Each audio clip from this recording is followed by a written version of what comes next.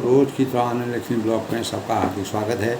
सबके मंगल भविष्य की कामना के साथ बड़ों को मेरा नमस्कार, छोटों को मेरा आशीर्वाद। मैं ठीक हूँ, आशा करता हूँ कि आप लोग ठीक होंगे। दोस्तों, आज का पंचांग आज जो है 13 मई 2024 वैशाख माह के शुक्ल पक्ष की षष्ठी तिथि और दिन सोमवार। ब्रह्म शुभ मुहूर्त की बात करें तो दोस्तों अभिजीत मुहूर्त जो है 11:57 से 12:39 तक। अमृत मुहूर्त की बात करें 8:53 से 10:33 तक। और ब्रह्म मुहूर्त की बात करें दोस्तों 4:13 से 5:51 तक। राहु काल दोस्तों आज 7:13 से 8:55 तक। किसी प्रकार के भी शुभ कार्यों को नहीं किया जाता है दोस्तों। और सूर्य जो है दोस्तों आज 5:50 पर उदय होंगे और सूर्यास्त जो है 6:56 पर सूर्यास्त होगा। इस प्रकार दोस्तों आज के पंचांग का सूक्ष्म स्वरूप है। जैसे कि दोस्तों हम जानते हैं आज सोमवार का सप्ताह का प्रथम दिन सोमवार। सोमदेव भी शिव के नाम से पुकारा जाता है। सोमदेव भी भगवान शिव को कहते हैं। यानी सोमवार को चंद्रदेव और सूर्यदेव की यानी शिव जी की पूजा का विधान है। शिव जी जो है दोस्तों सभी देवताओं में शिव जो है सबसे कल्याणकारी, मंगलकारी और विध्वंसकारी भी होते हैं। शिव जी के संबंध में जो है हमारे शास्त्रों में, हमारे ग्रंथों में, वेदों में अनेक प्रकार के विस्तार से वर्णन किया गया है। इस संसार में, इस सृष्टि में दोस्तों जब कुछ नहीं था तब भी शिव जी थे और प्रलय के बाद भी शिव जी का शेष रहना ऐसा बताया जाता है।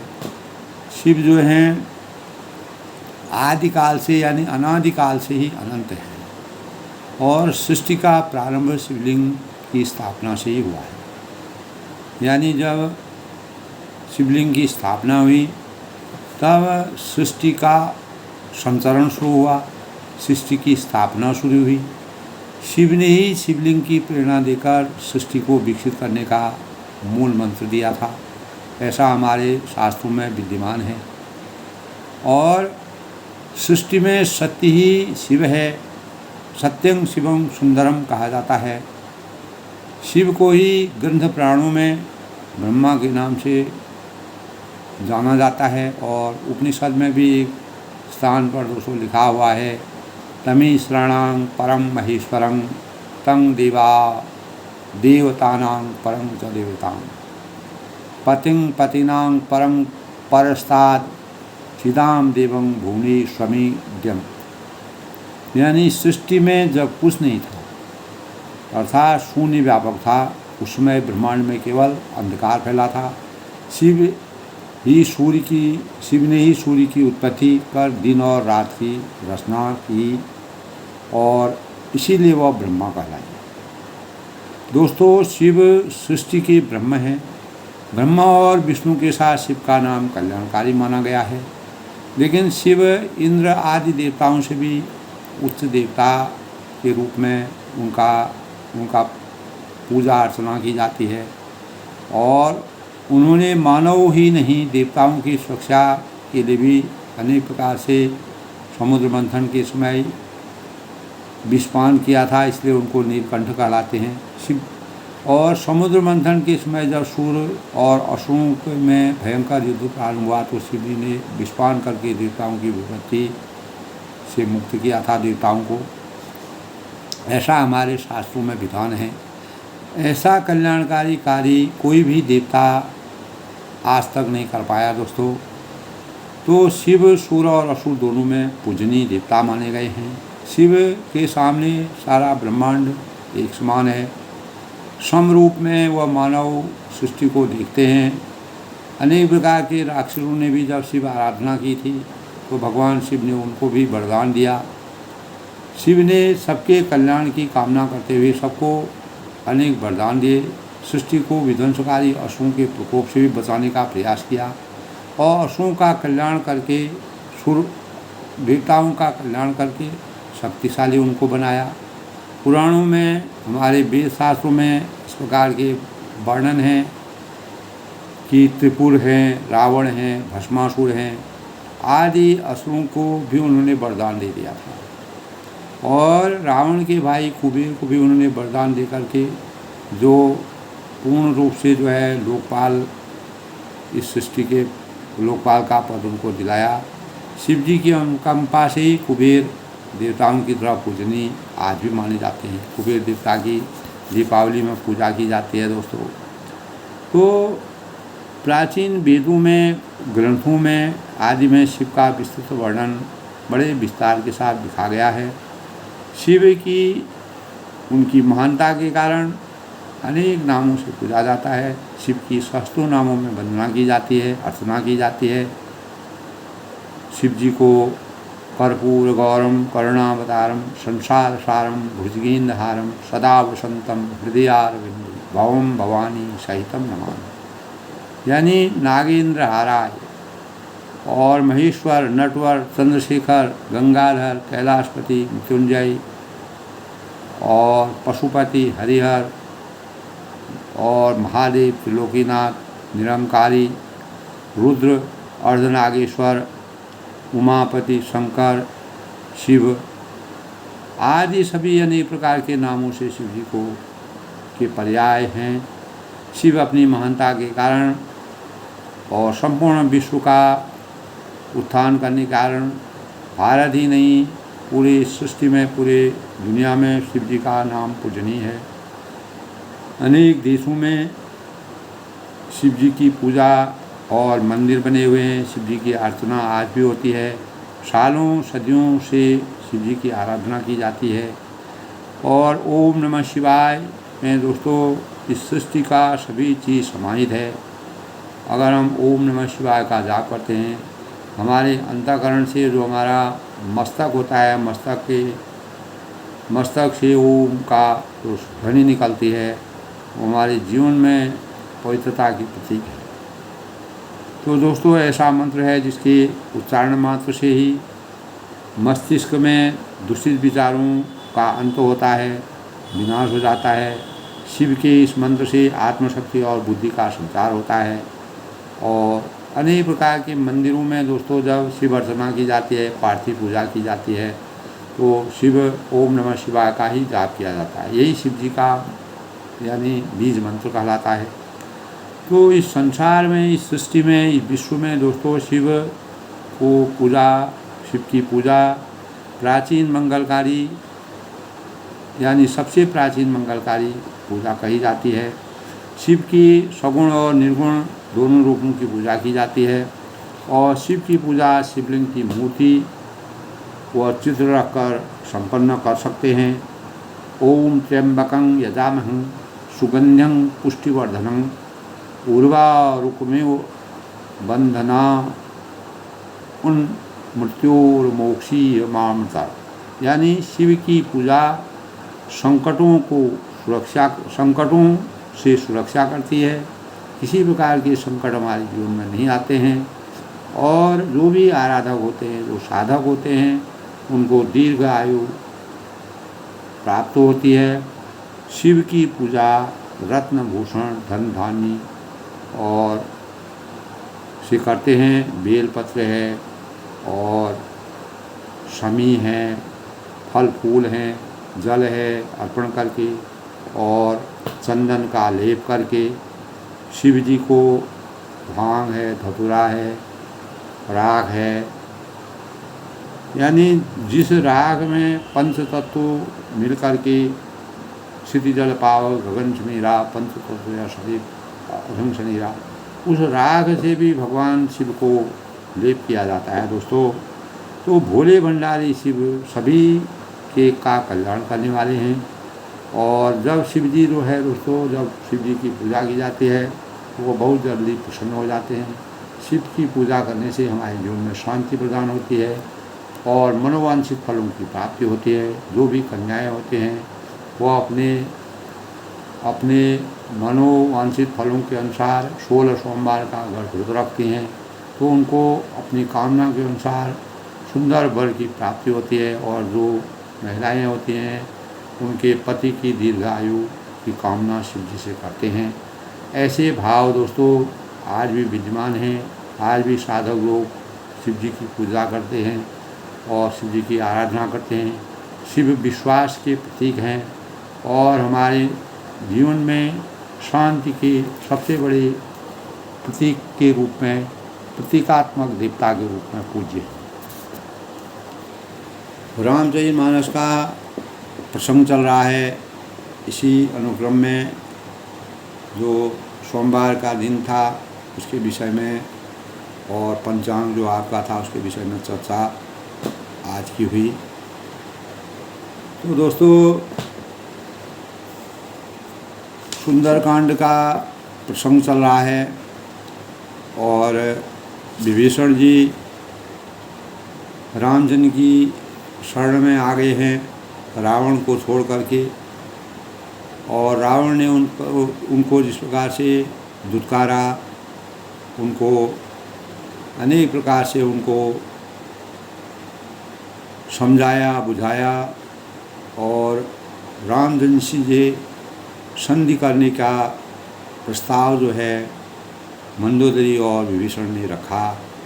लेकिन रावण ने न मंदोदरी की मानी न विभीषण की मानी, क्योंकि जागो प्रभु जी दुख देते हैं ताकि मत्ती पहले हल लेते हैं। तो भगवान ने उसकी मत्ती अज्ञान रूपी अंधकार के पर्दे से, अज्ञान उसके अंतःकरण में छा गया था, जिसके कारण उसका अंत समय आ गया था। तो जब विभीषण जिस दिन जो है रावण ने उनको प्रहार करके उनको तिरस्कार किया और विभीषण जो है रामचंद्र की शरण में आए, तब शरण में आकर के उन्होंने रामचंद्र जी और विभीषण का संवाद होता है और संवाद में वह सुख का अनुभव करते हैं, प्रसन्नता का अनुभव करते हैं, ज्ञान का संचार करते हैं, प्रभु की कृपा प्राप्त होती है। तब वह कहते हैं कि मैं धन्य हूँ और मेरा जीवन हमेशा के लिए धन्य हो गया है, परमात्मा का आशीर्वाद मुझे प्राप्त हो गया है। अनेक प्रकार के भावों से परमात्मा का आशीर्वाद प्राप्त करके इस जन्म मरण के बंधन से विभीषण जी को मुक्ति प्राप्त हुई। तब वह कहते हैं कि पूर्ण अंधेरी रात है और रागदेश रूपी उल्लू को सुख देने वाली उल्लू जो है रात में जिस प्रकार से सुख का अनुभव करते हैं, वह रात अभी तक जीवन के मन में बसती है। तो तब तक प्रभु का प्रताप, सूर्य रूपी प्रताप जब तक उदय नहीं होता है तब तक ज्ञान किया संचार हमारे जीवन में नहीं होता है। तो तब विभीषण कहते हैं कि हे श्री रामचंद्र जी, अब मैं कुशल मिटे भय बारे, देख राम पद कमल तुम्हारे। अपार संतुष्टि का आभास होता है और विभीषण आपके चरण बिंदुओं से, आपके चरण कमलों से, आपके पूरे दिव्य स्वरूप से अब मैं कुशल मिटे भय मारे भारे, यानी जो भी आपके चरण बिंदु के दर्शन कर अब मैं कुशल से हूँ, मुझे किसी प्रकार की कोई परेशानी नहीं है। रावण के भय से जिस प्रकार 32 दांतों के बीच में जीभ रहती है उसी प्रकार मैं राक्षसी माया में जी रहा था। यद्यपि मैं तामसी जीवन में मैंने पैदा हुआ हूँ, राक्षसी कुल में मेरा जन्म हुआ है, लेकिन मैं वहाँ अनेक प्रकार की यातनाएं सह रहा था और रावण जो है अज्ञान रूपी अंधकार से उसका जीवन बहुत ही राक्षसी माया से लिप्त हो गया था। तो देख राम पद कमल तुम्हारे, हे मर्यादा पुरुषोत्तम भगवान राम जी, आपके पद कमलों को, चरण कमलों को देख करके मेरा जीवन आज धन्य हो गया है। कल के प्रसंग में था दोस्तों, तुम कृपाल जा पर अनुकूला, आपकी कृपा जिसके ऊपर हो जाती है उसका जीवन हमेशा के लिए समर्थवान हो जाता है। ताहिन व्यावत विद्भव सुना, इस संसार में, इस सृष्टि में, इस भूमंडल में, इस महानाट्यशाला में जितने प्रकार के दैहिक भौतिक ताप होते हैं, उन तापों से वह हमेशा मुक्ति प्रदान कर देता है। अहिल्या थी, अनेक प्रकार के ऐसे ऋषि मुनि थे, राक्षस थे, जो अज्ञान रूपी अंधकार के पर्दे से जिनका जीवन ढका हुआ था, उनको जब मर्यादा पुरुषोत्तम भगवान राम की शरण में आए, उनके शरणागत में आए, तो उनको ज्ञान की प्राप्ति हुई और उसी ज्ञान के परिणाम स्वरूप वह जो है मोक्ष की प्राप्ति हुई। तो मैं निशिचर अति अधम स्वभाव, मैं राक्षसी कुल में पैदा हुआ हूँ और मेरा स्वभाव जो है राक्षस के समान है। शुभ आचरण तीन नहीं खाओ, और मैंने कभी किसी से भी अच्छे आचरण यानी शुभ आचरण का वातावरण प्रशस्त नहीं किया। जा स्वरूप मुनि ध्यान न आवा, जिनका रूप मुनियों के भी ध्यान में नहीं आता है, मुनि भी उसको नहीं समझ पाते हैं। हे प्रभु, स्वयं हर्षित होकर मुझे हृदय से लगा लीजिए, आपकी अगर कृपा दृष्टि मेरे पर हो जाएगी, मेरा जीवन धन्य हो जाएगा। इस प्रकार से कल के प्रसंग में दोस्तों विभीषण ने अनेक प्रकार से भगवान राम जी का आशीर्वाद प्राप्त किया। अहो भाग्यमम अमिताति राम कृपा सुख पुण्य, देखो नयन विरंच शिव सै बिजुगल। तब वह कहते हैं कि ही कृपा सुख के धाम पुंज शिरोमणि रघुवंश के शिरोमणि मेरा अत्यंत असीम सौभाग्य है। मैं धन्य हूँ, मुझे अपार सुख की अनुभूति हो रही है कि जो मैंने ब्रह्मा और शिवजी के द्वारा सेवित युगल चरणों को अपने नेत्रों से साक्षात रूप में देखा है, उसका अनुभव किया है, उसको मैं अपने आँखों से देख रहा हूँ। मुझे अपार हर्ष की अनुभूति हो रही है। मेरा ज्ञान रूपी अंधकार ज्ञान रूपी प्रकाश से संचित हो रहा है। सुनो सका निज कहो स्वभाव, जान भूषण समूह जाओ। तब मर्यादा पुरुषोत्तम भगवान रामचंद्र जी कल के प्रसंग में विभीषण जी से कहते हैं कि हे सखा सुनो, मैं तुम्हें अपना स्वभाव कहता हूँ, मेरा किस प्रकार का स्वभाव है।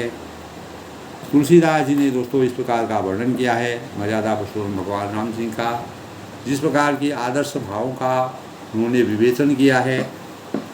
तो जिसे काकभूषणी और शिवजी और पार्वती भी अच्छी प्रकार भली भांति जानती है, और कोई मनुष्य दोस्तों इस संसार में जड़ हो चेतन हो, पूरा विश्व सृष्टि हो, तो जगत का द्रोही हो, यदि वह भी भयभीत होकर मेरी शरण में आ जाता है, उसको मैं अवश्य शरण लेता हूँ, अपने शरण में लेता हूँ, उस पर कृपा बरसाता हूँ।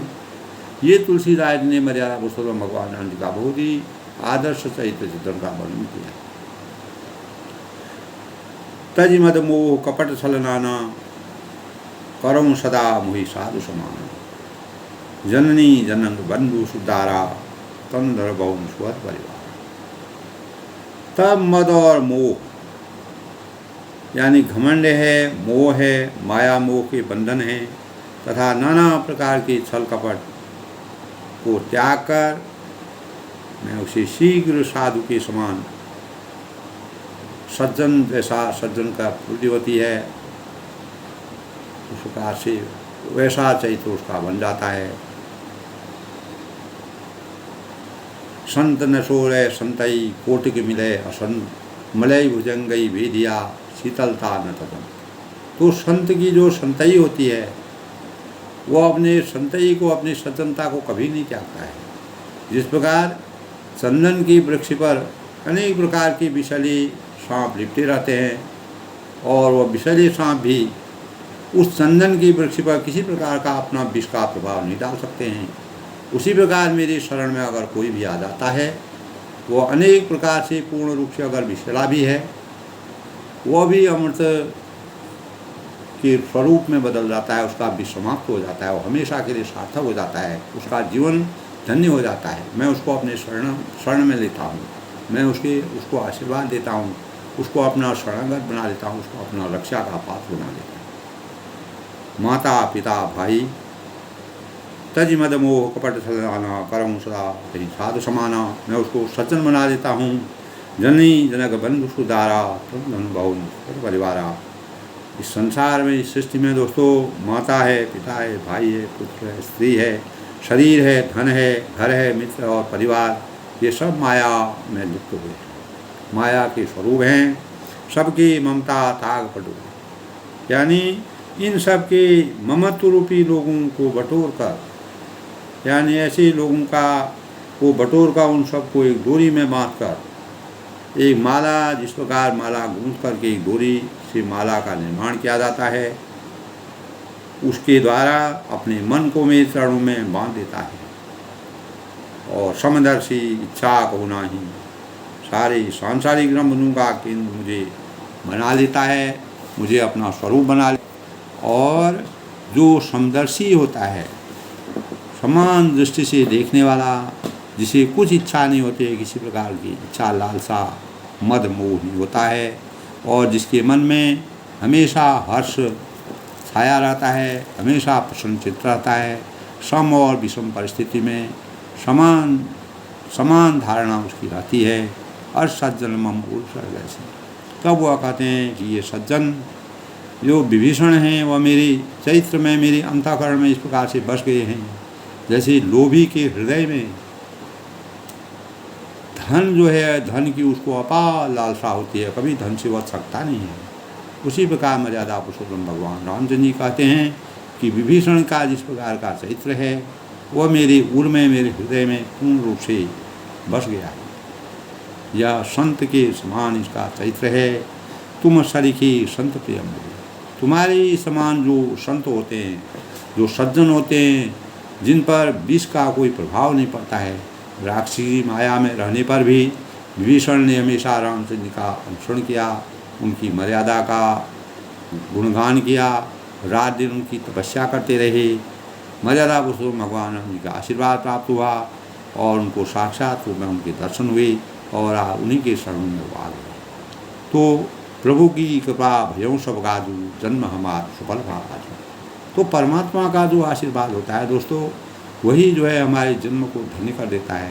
इसी प्रकार विभीषण ने अपने जन्म को धन्य माना। तो सगुण उपासक पर हितो निरतनी दृढ़ ते नर प्राण समाम, जिनके निकटते। तो जो सगुण साकार भगवान के उपासक हैं, दूसरे के हित में लगे रहते हैं, नीति और नियमों के में दृढ़ रहते हैं, अभी अपने संकल्पों में दृढ़ रहते हैं, उन्हें ब्राह्मणों के चरणों में अपार प्रेम होता है, जो ज्ञान देने वाले होते हैं उनके चरणों में प्रेम होता है, वे मनुष्य मेरे प्राण के समान प्रिय हैं। इस प्रकार की बातें मर्यादा पुरुषोत्तम भगवान रामचंद्र जी कल के प्रसंग में जो है पूर्ण रूप से विस्तार से रामचरितमानस में तुलसीदास ने का वर्णन किया। तो दोस्तों, हमारे जीवन में संकल्प बल, यानी दृढ़तापूर्वक, जिस प्रकार से विभीषण के अंतःकरण में संकल्प बल का विश्वास था और निश्चय संकल्प यही कहलाता है। तो दोस्तों, संकल्प जनित दृढ़ता ही संकल्प का वह बल प्रदान करती है कि संकल्पी अपने लक्ष्य के प्रति आस्थावान बना रहा है। यही विभीषण में आस्थावान थी और उन्हें पाने के लिए अपने कर्म और अपने कर्म की अग्नि हमेशा वो जलाए रखते हैं। तो विभीषण जी ने हमेशा अपने कर्म की अग्नि को जलाए रखा। दृढ़ता के कारण ही व्यक्ति अपने वांछित कर्म से विचलित नहीं हो सकता। तो वे ही अपने जीवन में सार्थक होते हैं और निरंतर कर्मलीन रहते हुए अपना उद्देश्य समय से पूरा करना उनका लक्ष्य होता है। तो हर कोई अपने अभीष्ट कार्य अपने ढंग से करने की चाह रखता है। उतनी राक्षसी माया में, लंका में केवल विभीषण ही ऐसे थे जो परमात्मा में इतने संकल्पित थे। तो किसी को पूर्ण सफलता मिलती है, किसी को आंशिक मिलती है, किसी के हाथ असफलता ही लगती है। लेकिन आंशिक असफलता का और असफलता के कारण बहुत से लोग जो है कार्य छोड़कर बीच में ही अपने को निरुत्साहित कर लेते हैं। तो नए काम के लक्ष्य को बनाकर वह उस ओर उन्मुख हो जाते हैं। तो कभी कभी दोस्तों एक के बाद एक कोई कार्य बदलते रहने से और के कारण उनकी स्थिति गंभीर हो जाती है, शोचनीय हो जाती है और ये अपने को अभागा और इस प्रकार की कल्पना उनके अंतःकरण में आती है। तो संकल्प जिस प्रकार विभीषण जी के पास बचपन से ही उनको कभी इस प्रकार का कल्पना भी नहीं थी कि वह मर्यादा पुरुषोत्तम भगवान राम के शरण में जाएंगे। तो संकल्प यह वह विकल्प है दोस्तों जो व्यक्ति को हताशा से के गर्त से धकेलने के बजाय उसे गर्त से निकालने की सीढ़ी प्रदान करता है। तो संकल्प की यह सीढ़ी उसे आशा की उन्नत अट्टालिका तक पहुंचाने और लक्ष्य के प्रति उसकी दिशा को अग्रसर करने के लिए प्रेरित करती है। जिस प्रकार विष्णु जी को उनके ज्ञान के कारण, भक्ति के कारण उनकी प्रेरणा मिली, तो संकल्प बल से जो युक्त शारीरिक और मानसिक हमारा बल सद्गुणित होकर प्रभावशाली हो जाता है। तो संकल्पित मन कभी ध्येय से नहीं टिकता है, अपने लक्ष्य से कभी भी विचलित नहीं होता है और वह व्यक्ति को अपने लक्ष्य के प्रति तन मन और कर्म से निष्ठावान बनाया जाता है। यही बात विभीषण जी के अंतःकरण में आई और शिव संकल्प को लोक संकल्प में ढालने का इतिहास और अतीत के पुष्टों में भी हमें अनेक प्रकार के विचारों को हमने दोस्तों इस प्रकार की प्रेरणा स्रोतों को देखा है। महाभारत काल में अभिमन्यु वध के बाद दोस्तों जयद्रथ को मारने का अर्जुन का संकल्प पुराण प्रसिद्ध घटना है और इन्हीं सुसंकल्पों के बल पर अपनी खोई प्रतिष्ठा को प्राप्त करने का लोग प्रयत्न करते हैं। तो दोस्तों तथा अपनी महत्वाकांक्षाओं को की आपूर्ति करने का प्रयत्न करते हैं और इस प्रयास में सफलता हासिल करते हैं और निसंदेह ही दोस्तों संकल्प में असीम बल होता है। संकल्प शक्ति ऐसी होती है जो विभीषण के अंतःकरण में पूर्ण रूप से विराजमान थी, जिससे संकल्पित लक्ष्य अवश्य पूरा होता है। उनका लक्ष्य यही था। हनुमान जी से भी एक बार उन्होंने, जब हनुमान जी लंका में गए थे तब उन्होंने कहा कि मर्यादा पुरुषोत्तम भगवान राम के साक्षात दर्शन मुझे मैं कभी कल्पना भी नहीं कर सकता हूँ। तो जिसमें संकल्पित लक्ष्य अवश्य पूरा उनका हुआ। तो इस प्रकार दोस्तों सार रूप में हम कह सकते हैं कि संकल्प को जीवन शैली का अंग बनाना सिद्ध कारक होता है। यही हमें सिद्धि की प्राप्ति करता है, हमारे जीवन को उदात्त करता है, हमारे जीवन को हमारे जीवन को प्रचलित करता है, हमारे जीवन का परिचायक बनता है। तो इसी प्रकार मर्यादा पुरुषोत्तम भगवान रामचंद्र जी को विभीषण की आसक्ति और उनका जो चरित्र था, उनका जो संत का जैसा स्वभाव था, उसको मर्यादा पुरुषोत्तम भगवान ने पूर्ण रूप से सराहा और अपने शरण में। तो कल के प्रसंग में इतना वृतांत था दोस्तों। आज का प्रसंग है सुन लंकी सकल गुण तोरी, ताते तुम अतिशय प्रिय मोरे, राम वचन सुनी बानर जो था, सकल कहीं जय कृपा हो। तब मर्यादा पुरुषोत्तम भगवान राम जी कहते हैं कि हे लंकापति, सुनो, तुम्हारे अंदर उपयुक्त सब गुण विद्यमान है। जो गुण एक संत में होने चाहिए वो गुण तुम्हारे अंदर विद्यमान हैं। और ताते तुम अतिशय प्रेम हो, इसीलिए तुम मेरे इतने अत्यंत प्रिय हो, इतने नज़दीक मेरे आ गए हो। राम वचन सुनी बानर जो था, श्री राम जी के वचन सुनकर बानरों का समूह जो है अत्यंत सुखी अनुभूत करता है। सकल कहीं जय कृपा बरु था, कृपा के समूह श्री राम जी की जय हो। इस प्रकार के जो है आपस में वो आर्तनाद करते हैं, ध्वनि करते हैं और प्रसन्नता का अनुभव करते हैं। सुना तो विभीषण प्रभु के वाणी, नहीं अघात सुना मत जाने। तब प्रभु की वाणी सुनते ही, प्रभु के विचारों को सुनते हुए, उनकी मर्यादा को सुनते हुए, उनके स्वरूप को सुनते हुए, सुना तो विभीषण प्रभु के वाणी, यानी प्रभु की वाणी सुनते हैं और उसे कानों के लिए अमृत जानकर विभीषण जी आघाते नहीं, छपते नहीं हैं। दोस्तों, जब कोई सुंदर सा प्रसंग होता है, भगवानों का प्रसंग होता है, तो आगे क्या होगा, आगे क्या होगा, उसी प्रकार के भाव हम अपने अंतर्गण में मिलाते हैं और उसको सुनने में हमको बड़ा आनंद आता है। जैसे टीवी में है दोस्तों, किसी प्रकार का कोई प्रकरण चलता है, उस प्रकरण में अगर दिव्यता होगी तो हम आगे यही सोचते हैं कि इसके आगे क्या होगा, उसके लिए हमारा मन आतुर रहता है। इसी प्रकार विभीषण प्रभु की वाणी सुनते सुनते, प्रभु के मधुर वचनों को सुनते सुनते विभीषण जी जो है अपने कानों में उसको अमृत के समान वाणी सुन रहे हैं और वो आघाते नहीं हैं, छकते नहीं हैं। पद हम पूज गई बार ही बारा, और बार बार श्री राम जी के चरणों को पकड़ते हैं, उनके शरण पकड़ते हैं, उनके आराध्य बनते हैं।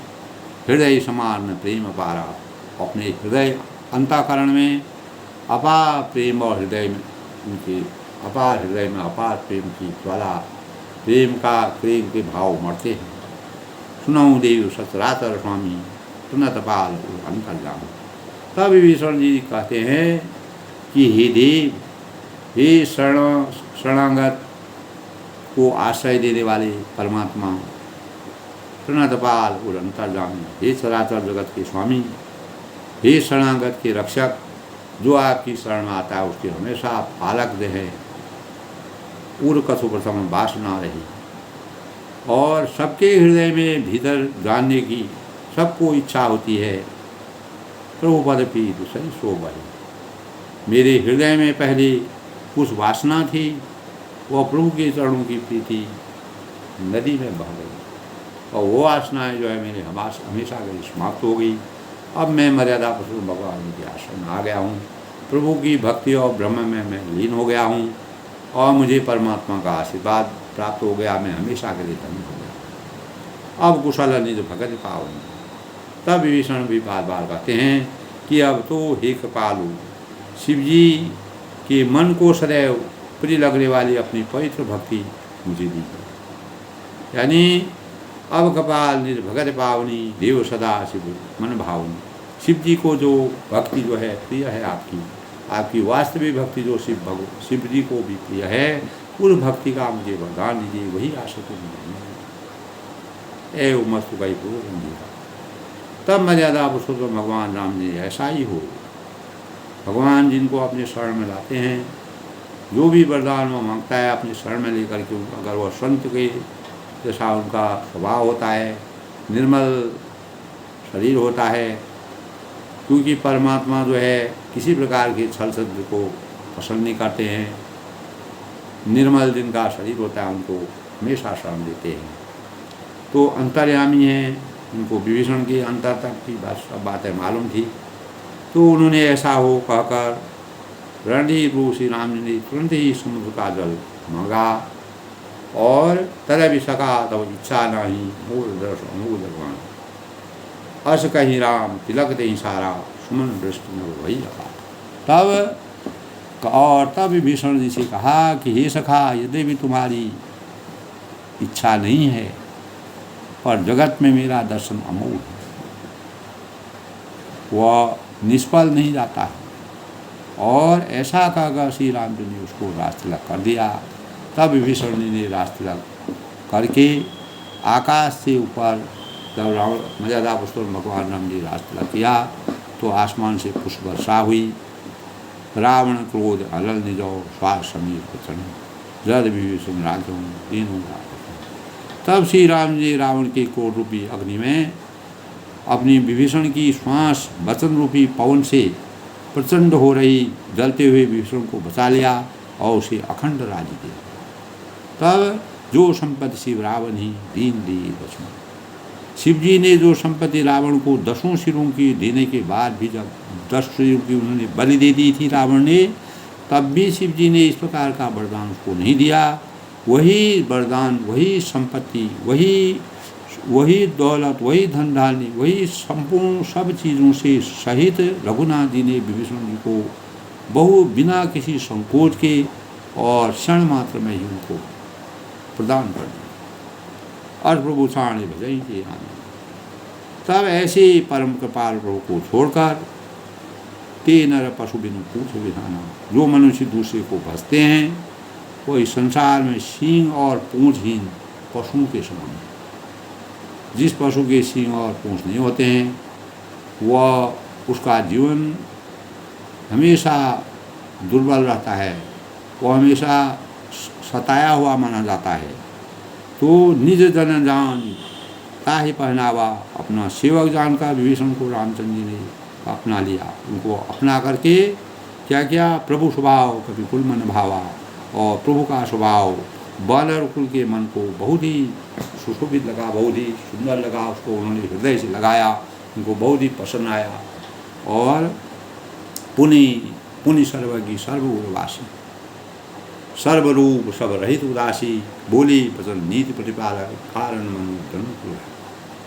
फिर सब कुछ जानने वाली, अंतर्यामी, सबके हृदय में बसने वाली, सर्वशक्तिमान, सर्वगुण संपन्न, सर्वरूप, सब रूपों के प्रकट, सर्वरूप, सबके रहित उदासीन कारण, भक्तों की कृपा, भक्तों के ऊपर कृपा करने वाले, बोले वचन नीति प्रतिपालक, मनुष्य बने हुए, मानव रूप में अवतीर्ण राक्षसों के कुल का नाश करने वाले मर्यादा पुरुषोत्तम भगवान रामचंद्र जी नीति की रक्षा करने वाले वचन बोले।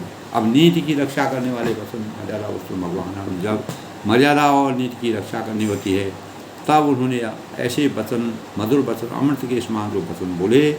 सुन कपीस लंकापति वीरा, के वीरी तरिय जलधि गंभीरा, यानी हे वीर वानरा सुग्रीव और लंकापति विभीषण, सुनो इस गहरे समुद्र को किस प्रकार पार किया जाए। सुन कपीस लंकापति वीरा, के वीर तरिय जलधि गंभीरा, संकुल मगर उलग झग जाती, यानी अनेक प्रकार के मगर, सांप और मछलियाँ यहाँ पर हैं। तो अत्यंत था समुद्र इसको पार करने के आगे। तो मर्यादा पुरुषोत्तम भगवान राम जी एक प्रकार की लीला दिखा रहे हैं कि सबके मन की दे रहे हैं, अंतर्यामी हैं। समुद्र को किस प्रकार से पार किया जाए। मर्यादा पुरुषोत्तम भगवान राम जी के लिए समुद्र पार करना कोई कठिन नहीं है, लेकिन वह नर लीला कर रहे हैं। कह लंकेश नौ रघुराय। तब लंकेश विभीषण जी परमात्मा का ध्यान लगाते हुए कहते हैं कि कोट सिंधु शोषक तव सहायक, जदभी तदभी नीति असिगाई विनय करी सागर समझाए। तब वह कहते हैं कि सागर क्रोध किया जाए कि वह विभीषण ने कहा है रघुनाथ जी सुनिए, यदि आपका एक ही बाण करोड़ों समुद्र को सोखने वाला है। अगर एक भी बाण आप मारेंगे, एक भी बाण आप छोड़ेंगे तो सारा समुद्र, करोड़ों समुद्र भी सूख जाएंगे। लेकिन प्राणियों की रक्षा करना, जो जल में जो जीव रहते हैं उनकी रक्षा करने के लिए तथा नीति और मर्यादा की रक्षा करने के लिए यह उचित नहीं हो। और जाकर समुद्र से हमको प्रार्थना करनी चाहिए, उनसे अनुरोध करना चाहिए, प्रभु तुम्हार कुल गुरु जलधि कहीं उपाय विचार। बिनु प्रयास सागर रही सकल भाव। तब हे प्रभु, समुद्र आपके कुल में बड़े पूर्वज हैं और विचार कर उपाय बतला देंगे। कई उपाय विचार बिनु प्रयास सागर तरही। और तब रीछ और बानरों की सारी सेना बिना ही परिश्रम किए समुद्र के पार उतर जाएगी। कोई परेशानी नहीं होगी, हम समुद्र के पार उतर जाएंगे।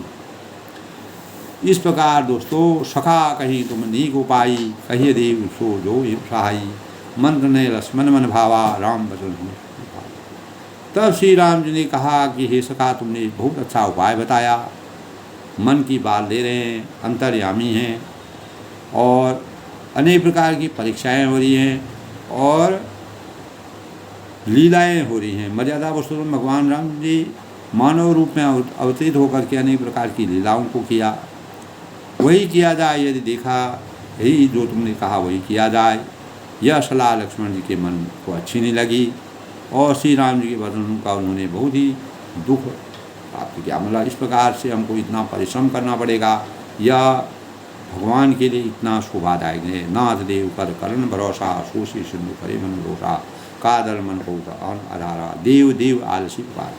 तो लक्ष्मण जी ने कहा कि हे नाथ, देव का कौन भरोसा है, यानी मन को क्रोध कीजिए, ले आइए और समुद्र को सुखा डालिए।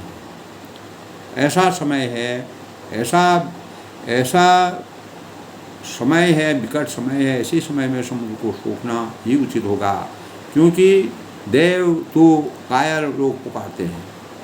जो कायर लोग होते हैं वो इस प्रकार से रुकावट डालते हैं और आगे नहीं बढ़ते हैं। मन का आधार तसल्ली देने में वह भरोसा नहीं करते हैं। आलसी लोग ही देव देव पुकारा करते हैं, जो अपने कार्य में सशक्त नहीं होते हैं। सुंदर विजय जी बोली, रघुबीरा ऐसे उबर उठो मन। तब मर्यादा पुरुषोत्तम भगवान राम जी धीर बुद्धि के थे, समुद्र के समान उनका गहरी बुद्धि थी। तो रघुबीर जी हंसकर बोले कि ऐसे ही करेंगे, मन में धीरज रखो, धीरज धारण करो। ऐसा कहकर छोटे भाई को समझाकर प्रभु श्री राम जी समुद्र के समीप हो गए। प्रथम प्रणाम कीन सिरनाई, बैठे तब उन्होंने समुद्र को प्रथम प्रणाम किया और प्रणाम करके सिर नवाया। फिर किनारे पर कुश बिछाकर बैठ गए और जब विभीषण प्रभु आई, इधर ज्यों ही विभीषण जी प्रभु के पास आए थे, पाछे रावण दूध पठाई और त्यों ही रावण उनके पीछे दूध भेजे। तब रावण ने जो है उसमें दूध भेजे थे। सकल चरित्र देखी, धरे कपट कपि दे, प्रभु गुण हृदय सराही, शरणागत। तब कपट से बानर का सही धारण कर उन्होंने लीलाएँ देखी। अनेक प्रकार के इस प्रकार की लीलाओं को उन्होंने देखा कि कपट के रूप में बानर का रूप धारण करके कोई आ रहा है। इस प्रकार की लीलाओं को उन्होंने देखा। सकल चरित्र तिन देखी, धरे कपट कपि दे, प्रभु गुण हृदय सराही शरणागत बने। वे अपने हृदय में प्रभु के गुणों और शरणागत पर स्नेह की सराहना करने लगे। तो इस प्रकार दोस्तों, सकल चरित्र जिन देखी, यानी प्रगट बखाने राम सुभाऊ, अति सपेम का विसर दुराऊ, विभु के दूत कपिन के दाने, सकल बाण कपि सुनवाए। फिर से प्रकट रूप में अत्यंत प्रेम के साथ श्री राम के स्वभाव की बड़ाई करने लगे और उन्हें दुराव कपट वेश भूल गया और बानर जाना। और तब बानरों ने जाना कि शत्रु के दूत और उनके सबको बांधकर सुग्रीव के पास ले आए। का सुग्रीव सुनो सब बानर, अंग भंग कर पठ्यो निशिचर। तब वह निशिचर जो है इस प्रकार से मायाई रूप देख के आया था। सुन सुग्रीव वचन का बधाई, बाण कटक पास लाए। तब सुग्रीव ने कहा कि सब बानरों सुनो, रासों के अंग भंग करके इनको भेज दो। सुग्रीव के वचन सुनकर बानर दौड़े और दूतों को बांधकर उन्हें सेना के चारों ओर घुमाया। बहु प्रकार मारण, जिस प्रकार दोस्तों आज के परिवेश में आतंकवादी जिस प्रकार घुसते हैं, उसी प्रकार जो है राक्षसों की माया वहाँ पर घुस गई थी। बहु प्रकार मारण कभी लागे, दीन पुकार त्यागी, जो हमार हत नाशा गिना, तेई कौशलाधीश किया। यानी बानर उन्हें बहुत तरह से मारने लगे और वह दीन होकर पुकारते हैं। और बानरों ने यानी रावण ने उनको मायाई रूप करके भेजा, रूप में बना करके भेजा था, छोड़ा था, तब दूतों ने पुकार कर कहा जो तुम्हारी नाक कान काटेगा तो कौशलादि श्री राम जी की सौगंध है। तो सुनी लक्ष्मण कर निकट बुलाई, दया लागी तुरंत उड़ाई, रावण कर दी जो है पाती, लक्ष्मण बचन माच बुला। तब यह सुनकर लक्ष्मण जी ने सबको निकट बुलाया, अपने समीप बुलाया और बुला करके उन पर दया की। फिर भी उन्होंने उन पर इस प्रकार की दया की और हंसकर उन्होंने कहा रावण कर दी जो है पाती, और राक्षसों को तुरंत ही छुड़ा दिया और उनसे कहा कि रावण के हाथ में यह चिट्ठी देना और कहना कि हे कुल घातक लक्ष्मण के शब्द संदेश को बाँचो, इसको अच्छे प्रकार सुनो, ध्यान से इसका मनन करो, उसका अंतर्ज्ञान करो।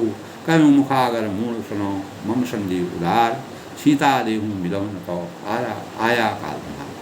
फिर उस मूर्ख से जवानी यह मेरा उदार कृपा से भरा हुआ पत्र जो पाती में, फिर लक्ष्मण जी ने उसको पाती दी, संदेश भेजा उस दूत के बाहर, और सीता जी को फिर भी उन्होंने अनुग्रह किया, अनुरोध किया, अनेक प्रकार से याचना की कि श्री राम जी को मिलो, नहीं तो तुम्हारा काल अंत आ गया है, तुम्हारा अंत समय है। इस प्रकार दोस्तों अंत में जो मर्यादा पुरुषोत्तम भगवान राम जी के द्वारा अंतिम निर्णय जो राक्षस के लिए यानी राक्षसी माया रावण के लिए जो संदेश भेजा था, उस संदेश में उन्होंने रावण को अंतिम चेतावनी थी। उस चेतावनी के बाद भी रावण के हृदय में क्या परिवर्तन होता है, तो जाको प्रभु जी दुख देते हैं ताकि मत्ती पाली भाग लेते हैं। रघुकुल रीत सदा चले आई, प्राण जाए पर बचन। मर्यादा है, नीति है, नीति और मर्यादा के अनुसार उन्होंने राक्षसों को जो दूत आए थे उनको भी नहीं मारा, उनके हाथ पाती बेचकर फिर रावण को समझाने का प्रयास किया, लेकिन रावण जो है उसको टस से मस नहीं हुआ। आज के प्रसंग में दोस्तों हमको यही प्रेरणा मिलती है, जो बुरी संगत में होता है, जिसके आचार विचार गलत होते हैं, जिसको अभिमान होता है, घमंड होता है, जो नीचता पर होता जाता है, उसको जीवन में अगर कितने भी उदाहरण मिलें, सत्संगत मिले, लेकिन उसके जीवन में कोई परिवर्तन नहीं होता है। इसी प्रकार रावण को अनेकों बार चेतावनी देने के बाद भी, अनेक प्रकार के संदेश देने के बाद भी, अनेक प्रकार के सुंदर भावों को व्यक्त करने के बाद भी रावण के अंतःकरण में किसी प्रकार का परिवर्तन नहीं आया। यही उसके अंत का कारण बनता है। इसलिए मर्यादा पुरुषोत्तम भगवान रामचंद्र जी को समुद्र पार करके पूरी सेना के साथ रावण के अंत करने का प्रयास किया गया। अंत में जो चेतावनी थी वो भी रावण नहीं माना। तो सबके मंगल वंश की कामना के साथ दोस्तों आज के प्रसंग में रावण को अंतिम चेतावनी लक्ष्मण जी के द्वारा भेजी गई। आगे का प्रसंग दोस्तों कल। सबके मंगल भविष्य की कामना के साथ मर्यादा पुरुषोत्तम भगवान राम जी का आशीर्वाद सभी पर बना रहे। सब लोग सुखी रहें, खुश रहें, प्रसन्न रहें।